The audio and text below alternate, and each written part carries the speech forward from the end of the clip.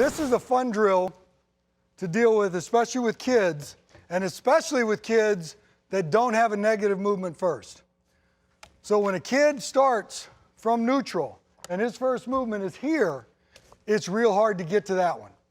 Because you can see what happened to my shoulders and my hands. When I leak this way first, everything seems to drop. And this one's going to be a concept where if a kid might have a little slight uppercut, and there's nothing wrong with a slight uppercut, but what happens if a kid has a little slight uppercut and constantly hits fly balls? He's not squaring it up. We need to make a little adjustment on him.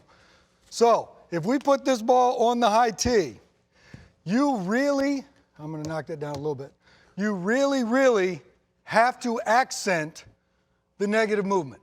And it's almost a thought process that I'm going to climb up and get on top of this thing. Now, getting on top of things or swinging down to the baseball doesn't mean this, all right? There's still a level swing and a slight uppercut swing or a slight downward swing. That's the individual swing. Once again, celebrate the individual. Everybody's got a different swing. Thought process should be, I need to have a negative movement to hit this pitch.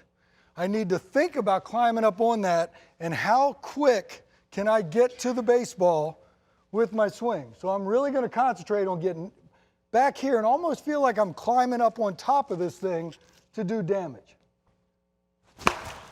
And then hit this line drive right there.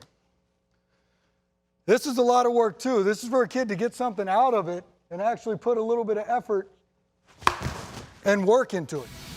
When we have kids sometimes, Billy mentioned the uppercut. That's one symptom of helping to fix it by the high tee.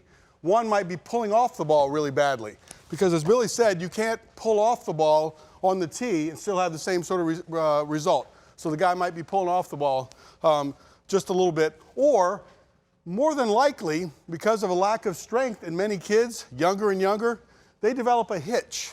Okay, if you see kids with a hitch, they're getting it started and getting the momentum down. This will help you deal with the hitch, okay? Because you can't start to have the hitch and then go forward and still expect to get on top and hit that ball. Now, we're not recommending swinging at this at 96, 97, tough to get to.